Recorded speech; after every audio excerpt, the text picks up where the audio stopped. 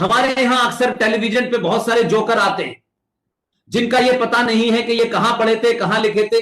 दाढ़ी रख लेना, पजामा कुर्ता पहन लेना, टोपी लगा लेना, छोटे भाई का पजामा बड़े भाई का कुर्ता पहन के हर आदमी टेलीविजन पे आता है और उसके नीचे लिखा जाता है ये इस्लामिक स्कॉलर है। इस्लामिक स्कॉलर, आपने कहीं सुना है कि ये हिंदू स्कॉलर हैं, ये सिख स्कॉलर हैं, ये जैन स्कॉलर हैं, ये बौद्ध स्कॉलर हैं? कहीं सुना है आपने? लेकिन ये धड़ल्ले से चल रहा है, ये बताने के लिए कि ये जो आदमी आया ये इस्लाम का जानकार है। तो इस्लाम का जानकार तो मुफ्ती मोहम्मद भी बहुत से हैं, हाजी भी हैं, पीर भी हैं। तो फिर ये इस्लामिक स्कॉलर ये कौन से आते हैं बैठने के लिए और किस इस्लाम की बात करते हैं? लिहाजा हम ये मानते हैं इस्लामिक स्कॉलर आया है तो उसको सारी जानकारी होगी। मैं मानता हूं कि इस्लामिक स्कॉलर जितने आते हैं फ्रॉड और झूठे और मक्कार लोग हैं। सिर्फ वो अंदर अपनी कमियों को छुपाने के लिए, दूसरों को गाली देने के लिए और अपने पापों को छुपाने के लिए आते हैं, उसमें बड़े बड़े स्लोगन लिख देते हैं। लिहाजा मैं मानता हूं कि हमने जितने भी इस किस्म के स्लोगन बनाए हैं उससे हमें बाहर निकलना चाहिए। आपको 70 साल के बाद यह समझ आ जाना चाहिए कि हम भाई भाई कभी नहीं थे। ये जो भी कहता है बहुत बड़ा झूठा है, बहुत बड़ा मुनाफिक है। हम कभी भाई भाई नहीं थे। अगर किसी की किसी से इंडिविजुअल दोस्ती थी तो वो हो सकती है, लेकिन वो राष्ट्र के स्तर पर नहीं तय होगी। लिहाजा आप देखें 1017 में हम भाई भाई थे। हम भाई भाई थे तो महमूद गजनबी यहां किस लिए आया था? मथुरा के मंदिर तोड़ने के लिए आया था। हम भाई भाई थे तो 1024 में सोमनाथ का मंदिर किसने तोड़ा? हम भाई भाई थे तो 1527 के अंदर किसने अयोध्या के अंदर बाबर की मस्जिद बनाई? 1669 में हम भाई भाई थे तो औरंगजेब ने कैसे काशी का मंदिर तोड़ा? ये झूठ और मक्कारी चल रही है। और आजाद भारत की लड़ाई के अंदर भी हमने देखा वो जिना, वो खलीकुज्जमा, वो लारी, ये तमाम मुसलमान जो थे, ये किस बात की भाई भाई की बात हो रही थी? जब भाई भाई की बात होने लगी तो मुल्क को बांट करके पाकिस्तान बनाया गया और इस्लामिक देश घोषित कर दिया गया और उसके बाद 21 लाख लोग मारे गए। और आज जो भारत का हिस्सा है, उस भारत के हिस्से में भी जो 25 से 30 करोड़ मुसलमान है, न भारत की संसद को मानने को तैयार है, न भारत की न्यायपालिका को मानने को तैयार है। और वो कहते हैं कि हमारी किताब में जो लिखा है वही हम मानेंगे। जिनको किताब चाहिए थी उनको हमने जमीन देकर विदा कर दिया है। अब न किताब चलेगी और न किसी को इस बात का कोई इस किस्म की इजाजत होगी कि वो भारत की सरकार किसी की भी हो, संसद में जब कोई चीज पारित हो जाती है तो वो राष्ट्र की संपत्ति हो जाती है, वो किसी पार्टी की संपत्ति नहीं रहती। अगर सरकार ने बहुमत से कुछ चीजें पास कर दी गई हैं और उस पर कोई फैसला आ गया है तो उसको सबको मानना होगा, आपको अच्छा लगे या ना लगे। ऐसा कभी नहीं होता है कि कोर्ट फैसला दे तो सबको अच्छा लगे। लेकिन आज खुलेआम 2020 के भारत में खुलेआम लोग कह रहे हैं, संगठन के तौर पर कह रहे हैं, इंडिविजुअल लोग कह रहे हैं क्या आज हम गिनती में कम हैं? आज अंधेरा है, कल सवेरा होगा, कल ताकत मेरे हाथ में आएगी, मैं फिर मंदिर तोड़ दूंगा। इस मानसिकता से क्या आप समझते हैं कि आपने भगवान राम के मंदिर की नींव रख दी है तो ये सुरक्षित है? इसलिए मैं कहता हूं कि सरकारें आएंगी, सरकारें जाएंगी, पुलिस होगी नहीं होगी मैं नहीं जानता। सोमनाथ के मंदिर के समय में भी कोई करोड़ों लोग नहीं आए थे। वो गजनबी वहां से चल के जब आया था उसके साथ लाखों लोग नहीं थे, हजारों लोग नहीं थे, चंद 150 लोग थे। समाज कमजोर हो गया था इसलिए सोमनाथ का मंदिर लूटा था। आज सरकार है, सत्ता है, व्यवस्था है, तमाम सारी चीजें हैं।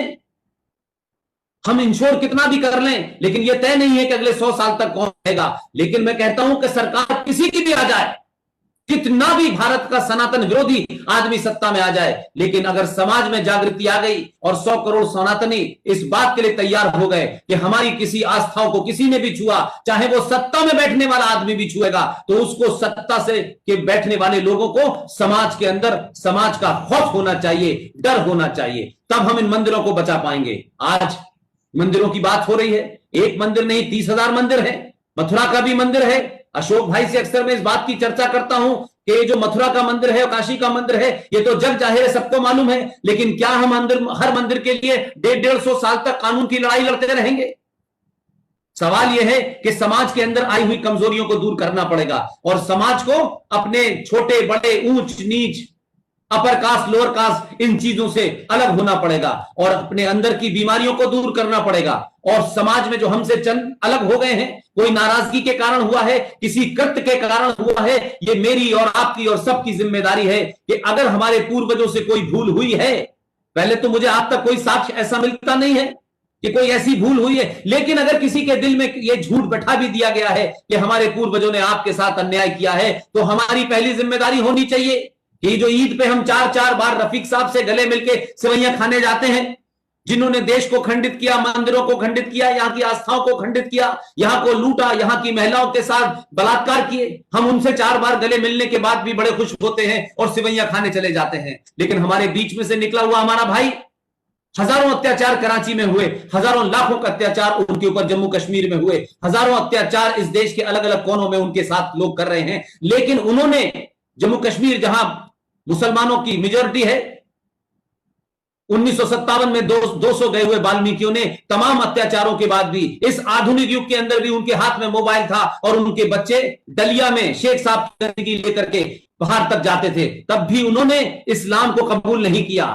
उनसे बड़ा कोई हिंदू हो सकता है? उनसे बड़ा कोई सनातनी हो सकता है? क्या हमने कभी कोशिश की कि हम सामूहिक तौर पे, संबोलिक तौर पे नहीं करेंगे कि हमने आपको एक मंत्री बना दिया है, हमने आपको संगठन में जगह दे दी है? ये सब चीजें जो हैं इस तरीके की हैं कि उनको लगता है कि आप हमें राष्ट्रपति बनाएं, आप हमें उपराष्ट्रपति बनाएं, आप हमें प्रधानमंत्री बनाएं, आप हमें मंत्री बनाएं। लेकिन आदमी की एक फितरत होती है, आदमी की एक चाह होती है कि समाज में जब लोग उससे इज्जत से बात करते हैं, समाज में जब वो देखता है कि मेरे साथ कोई भी भेदभाव नहीं कर रहा है, मेरे साथ भी उसी तरीके से घुल मिल रहे हैं, तो जो उसकी सोशल कंजम्पशन होती है, जो सोशल भूख होती है, जो हंगर होती है, वो कभी कभी उस चीज पद से बड़ी हो जाती है, तो पद कोई उसे संतुष्ट नहीं कर सकता। मुझे लगता है कि सामूहिक तौर पे आज की युवा पीढ़ी को ये बात मैं ओपनली कहना चाहता हूं कि ये डिस्क्रिमिनेशन, ये छुआछूत कम हुई है, लेकिन आज के युवा को, 21वीं पीढ़ी के युवा को इसको दूर करना है, ताकि सनातन अगर कमजोर हुआ है तो इसलिए नहीं कि उसके दुश्मन बहुत ताकतवर थे।